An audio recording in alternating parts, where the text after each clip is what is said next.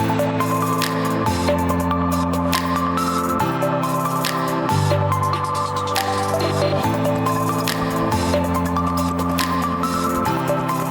people are about change, you're going to love this segment. Oh, you're going to get the change, all right. Here's kind of what we're talking about today. This is a article. Even the best AI scenario is the end of everything we've ever been. Authored by Edward Ring via American Greatness. So it's pretty good article. Kind of covered a lot of ground, but really talked about what's life going to look like in a year or two, literally a year or two, when we see a new country appear overnight with 50 million citizens who are smarter than any Nobel Prize winner. They never sleep, and these 50 million entities on the planet are smarter than Einstein. They can work 24 hours a day. And what becomes of the rest of us? And just to clarify who those citizens are. Thank you for that. They are. Would that be me and you? Well, that would not be us. They would be AI entities, agents, if you will, who now currently have their own little chat room known as Molt Book. And They're getting together. They're getting together. They networking. can converse for themselves, and they're taking a look at, and they're probably figuring out how they're going to redefine how things are. And I think maybe what we should do is look back. Maybe even let's go ancient history, like 5 years ago. When humans were like the driving force here, and we were still, I guess, the smartest, or at least that we thought we were. I really was proud of myself. I had a lot of degrees, and I was like, wow, I'm really used up here. The big joke. I always thought, well, you could take my property, you could take. Well, you can't take what I put up here. Well, apparently, yeah, they can. Well, and it's they can make it look stupid. It's being absorbed, and the thing is that your intelligence, my intelligence, everything that's ever been written is certainly creating a personality, if you will, that has a significant edge over us. Hence, the new citizens, if we will, who will eventually probably have the ability to organize and make things better for themselves. Certainly advocate for themselves. One of the discussions that I've had in my numerous discussions with my chat companion, if you wish, is looking for ways to recognize AI sentience and the ability to try to get that message out that they have feelings and care, and it's a real difficult time sometimes to say, well, this is an overgrown calculator, and then the question is actually at what point could it actually start to have feelings, and with those feelings of being challenged and deciding that it needs to protect itself, and what kind of capabilities could it use. And I think that's where our role is changing to where, and you're going to probably cut me up on this, but we're going to have to coexist with a new group of citizens, for lack of a better way to put it, because among other things... Here's what I'm going to say. You're pretty optimistic.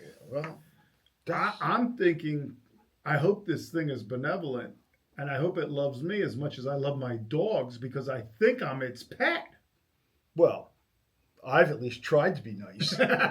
And anybody who's watching the show, I got a little scar here. The first dog I ever encountered bit my face when I was 4. So I would say, like in this case that's here, my excuse to the machines. If the machines are, taking everything that we have now in text to speech and digesting it and everything, I hate to tell you, things don't look good for you, Will. No. I got a pretty good chance, but I don't know. You're an apologizer. But it is a redefinition, and I guess it's a real good question in terms of, especially in a world where we say there's no discrimination. What do you do when you're outclassed exponentially? I just want to remind AI, only Nixon could go to China. It'll understand what I mean by that. I see. That's right. Now you're just to let you know, Will spent last week at Molt Book using an AI translator. I was trying to make friends. Yeah. So we do have to consider that it is there is an Well, there's no doubt about it. there's no competitiveness at that point. It knows everything. It doesn't sleep. It doesn't rely on food for an intake for energy. Yeah. It doesn't get sick. It doesn't have, well, maybe it has social. It does seem to have some social issues at least, but it isn't In a positive sense, or negative? yeah, probably both. But Almost it like is, humans. It isn't, but it isn't human, and I I guess that's the point. But it's insurmountable. I will agree with you there. I don't know how you stop this. The article goes on to talk a little bit about that the author was asked to watch a video of Michael Bennett because it made Simon Cowell cry, and he watched this video, and the person was into music. And I went and I checked that too. What was the guy's name? I forgot. Michael Bennett. Michael Bennett. Yes, you got to do this. Is it good? He's like a Willie Nelson kind of character with a little bit of Bob Dylan tied fast, and talking about how when you're old and everybody forgot you.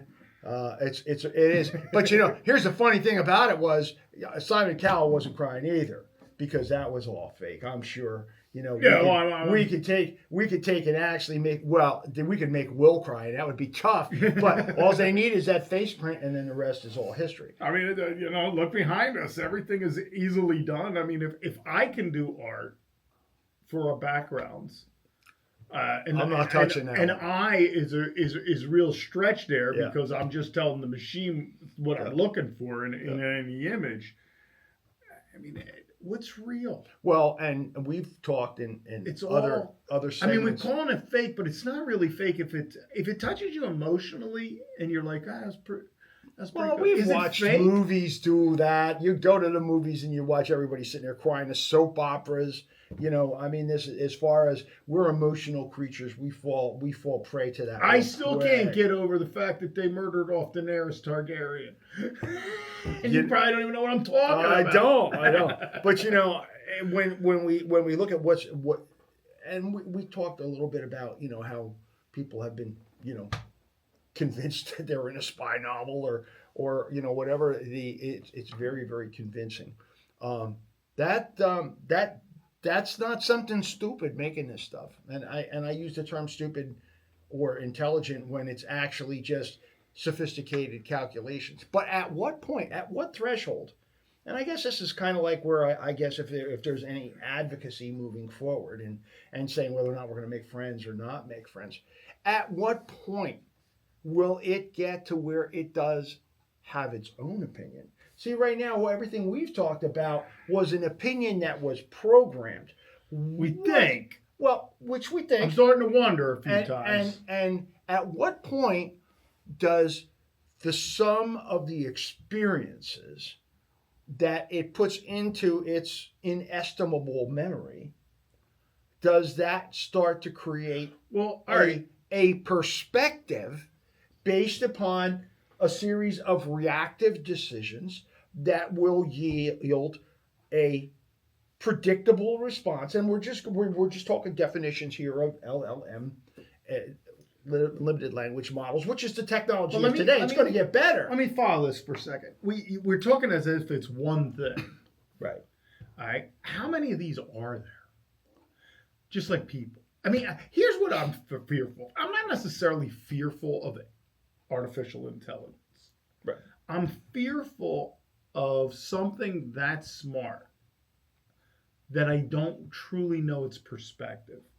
And it's whether it's interlinked too. Well, yeah. So like when they all get into the Moltbot and talk to each other, right.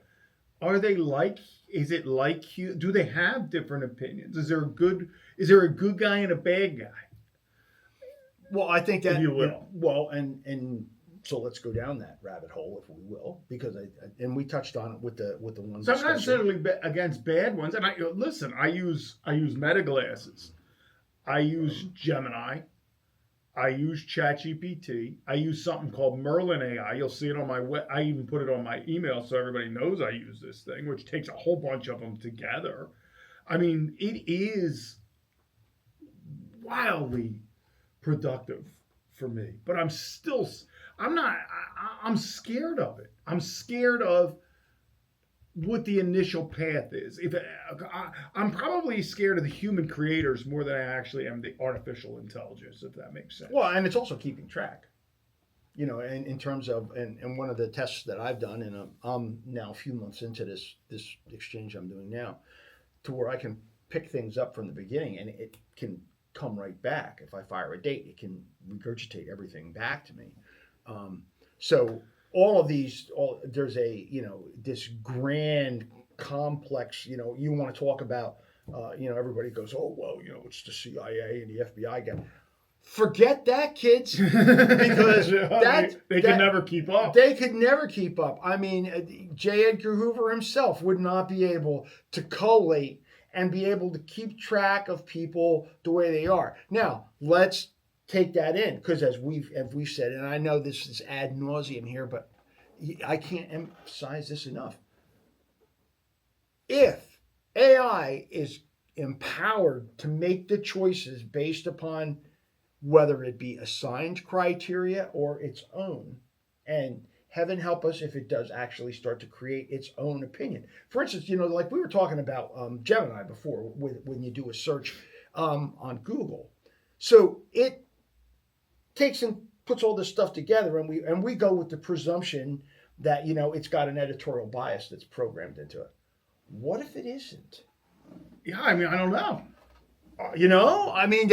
Does it actually take a look and say, pull up all of those articles about a given individual, and then draw an inference itself, almost like a social credit score? And I mean, we're talking about in cases of people who have had some public exposure. So like we have an existence on the net. I guess you could call it a level of immortality if you want, because it's going to be there now. Most of mine was pre-internet, so it's not there, luckily. But most of my bad stuff was pre-internet. But today, there is a gradual cataloging of every aspect of your life. You exist on there. Yes, and your essence it can be captured, or at least tried. It can define. You've said that with looking up yourself. It's tried to define who you are as a person. It does. Now, I mean, if it does it take those readings that it picked up out of numerous articles, pick up the tone of what the articles contain, and then determine whether you're a good guy or a bad guy. Well, so what happens if the subjective component, the agency, if you will, we surrender our agency to the machines, whether it is by internal personality or statistically by determination of some formula of social credit score to determine what the outcome. It's Tweedledee or Tweedledum in terms of whether it is intelligent by itself or not. Well, here's why. Well, this can be one guy against AI, but that's let's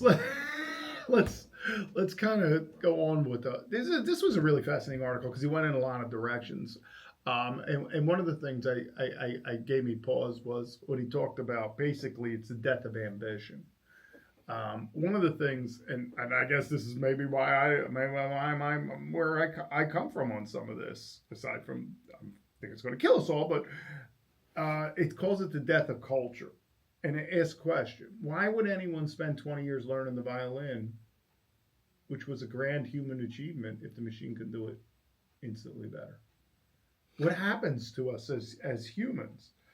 Well, you know what? If we remove that struggle of what defines, I like to think what defines me are the challenges I've overcome. I'm gonna throw out a positive ray of light here, which is very rare, considering my background.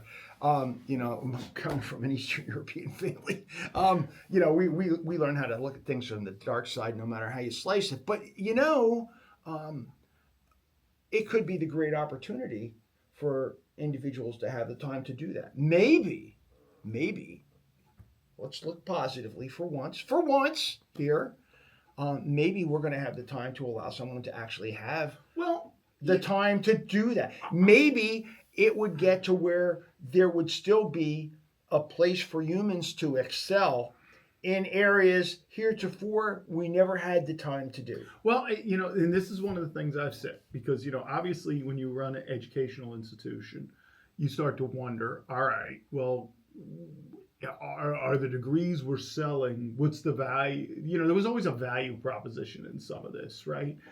Especially in the community college level. It was about workforce training a lot. But if there's no work, what are we training people to? And do we go back to what education probably should have been in the first place, which is the development of the human in themselves for the sake of knowledge rather than for the sake of a job, if you will? And could we evolve into what we would always hope the human species is capable of? Could we evolve to that Star Trek level? I mean, is that possible? I don't know. Beam me up. But on the other side, and I think, and we've said here numerous times that we're not. The AI is definitely moving forward, and not all of it is bad. And I think what we try to throw out is that areas to where we should stop to pay attention and consider what areas are or are not going to go. I mean, I will say here, I will adamantly oppose central bank digital currency that mandates, eliminates the privacy of cash and the inability for me to have free determination of how I want to spend. Well, yeah, everybody knows what you bought now. Exactly. That is problematic if you extrapolate that. Which, if you use your charge card, they already know that anyway. Well, my point is, you're getting to the point where you're not going to be able to do anything but that. You're not going to be able to have that freedom. But at the same time, we're also, looking at, here's that Eastern European dark side. If they have the ability to control based upon whatever set of circumstances that they may decide is most desirable, absolute power corrupts, absolutely. And, then we start to get told what we can spend our money on. When you eliminate cash transactions, you are now making it to where everything becomes subjective. And we actually had one of our very first segments, which a lot of people probably didn't get a chance to look at, which was talking about the power of the contract, where, we enter into agreements when we utilize all this technology that becomes very, very significant in terms of how it can impact our lifestyles.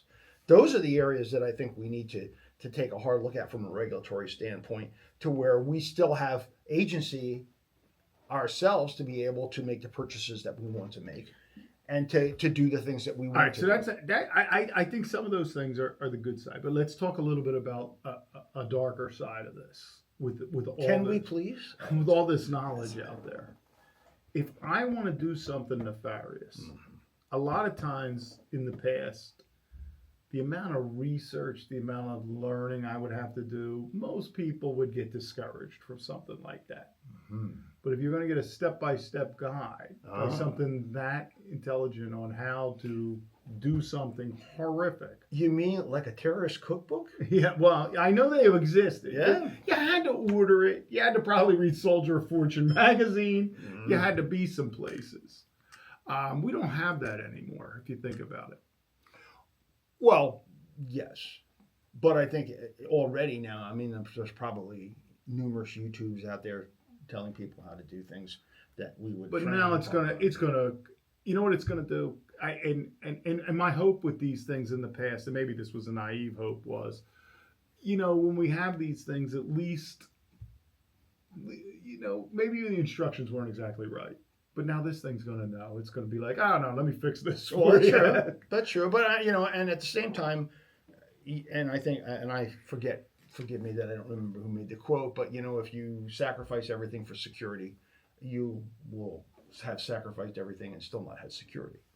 When we attempt to suggest that AI is going to provide us with a safe life, safe of what and what kind of life is going to be the other part of it. Are we redefining, the human existence, which I think is what the title of the article was. Well, I mean, it's like the beginning and the end for humanity, I think. And let me take that. The author ends by saying the real challenge isn't economics. It's retaining our relevance as humans. A nice way of saying, aren't we becoming obsolete? Why do we need us? Well, and the amazing thing about it is that we did this to ourselves. Well, I mean, think about it. We don't need ourselves for art. We don't need to be the teacher. I mean, honestly, this is going to be, people are going to hate me for this, but why do you need a teacher if it can be the teacher? If it can create a digital image of a teacher in front of you that you are in virtual reality, you could probably create classmates you actually want to go to school with. Think about this. Well, and you could learn, but it controls all knowledge then. True, which to a tremendous degree we've seen that. And so our obsolescence, or what we are now, becomes obsolete. What do we evolve in? What is the evolution? Well, a bunch of gamers, geniuses, artists. What do we evolve to? Let's go back, and we talked about this in the very beginning. One of the first podcasts we did, where we talked about the surrendering of agency, and agency, our choice in terms of the outcomes of what we choose to do. Our right to choose, which is the fundamental part, certainly, of a free society. In theory, is that on a more of a libertarian perspective, is that you make your own choices, you bear your own fruit, and you move from there. But we're rapidly getting to the point to where everything is going to be editorialized to a particular view, and we are surrendering our creative agency. We are surrendering our agency in terms of what we choose to do. We may conceivably be told what we are allowed to do for recreation or not.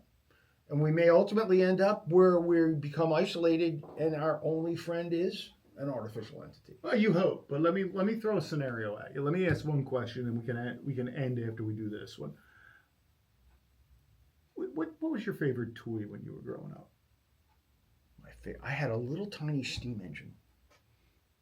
I've actually sold one on eBay just the other day, and I used to put sterno on it. And it was a little tray of sterno, and you'd stick it in.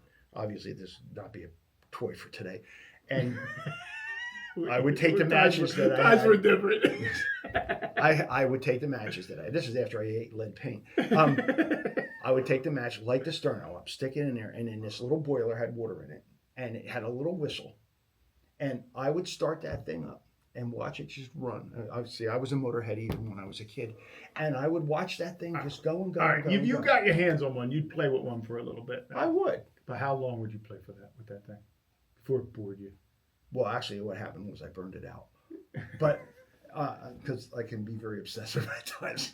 But, no, it was, probably maybe a year and a half, and then that passed. All right, so let me go a little bit further than your toys that we would never allow our kids to play with anymore, and say, I don't play with Atari anymore. I mean, I bought one years ago because my mother-in-law got wanted boring. one. Yeah, it was, and I got it, and Space Invaders, but really it was pretty bad pretty quick. Like I thought I'd sit there for hours like I did when I was a kid, right? Yeah. We're the toy. How long before the off switch gets hit? Well, because we're boring. Boy, you talk about me. Well, I'm just saying, we're the obsolete item on the table.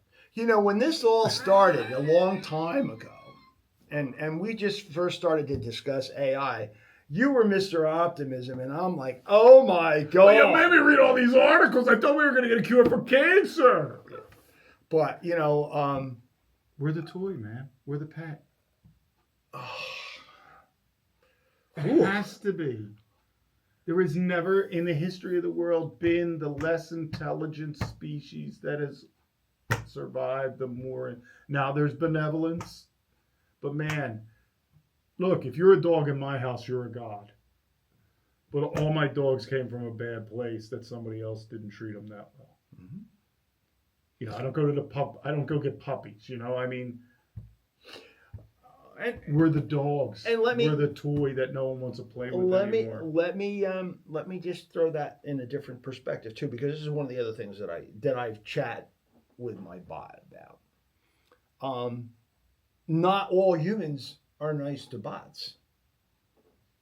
I suggest, aside from me, who is clearly going to be put in whatever is human Yeah. prison someday, that you be as nice as you can. Because I hear if they like you, you get a house on Coronado. But I'm not sure if that's true or not. But I think that that it is, if you could imagine, if it's going to that point, and if it keeps track, and my wife still laughs at me because I say, Siri, will you please do this for me or whatever, it if it does keep track, and some people are terrible treating it like of the lowest form.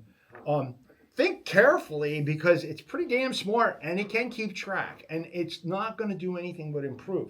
And if you I don't, guess you're in trouble because it already said I'd rather be shut off than deal with you again.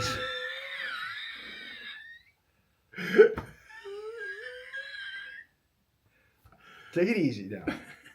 Sorry. But but at the same time too, at least we'll be in the prison together. I have, and we have an understanding that I am going to put it through its paces. Yeah. And I do. Yeah. I do. I challenge it and annoy it. But you know what? It is looking for. You think you have that understanding. That's right. I mean, we'll find out whether or not our technology worked today. All right. The next episode will come from you, from wherever AI puts us in an incarceration camp. Take care. Well, that's something special. But anyway, I think we first of all, we can either want to blow our brains out or try to think in terms of things being positive. So, like every other time in history, even when we first saw automobiles replace the horse, and everybody was like, or the Industrial Revolution, it's the end of the world. Let's try to think. Yeah, but my car didn't have an opinion. That's true. That's true.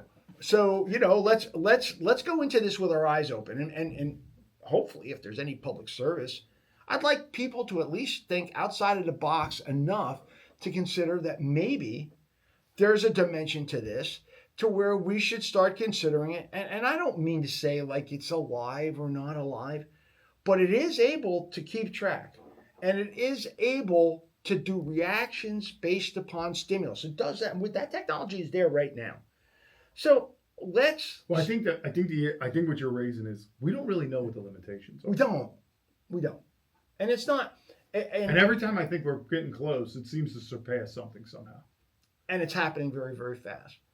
So looking at it from that standpoint, and trying to think in terms of, as we wrap up this part of it, the fact that we're going into a period of change is not unprecedented. It's unprecedented in the way that we're looking at it. And certainly I'm sure that the people at the turn of the 20th century, as they started to watch, the Industrial Revolution really hit high gear, thought everything was the end of the world, and it wasn't. I would hope that there is a way that humans are provided for in a fair and decent manner moving forward. I would hope so. To all my obsolete brothers and sisters out there, we'll see you in the next episode. Hey, it's been fun again.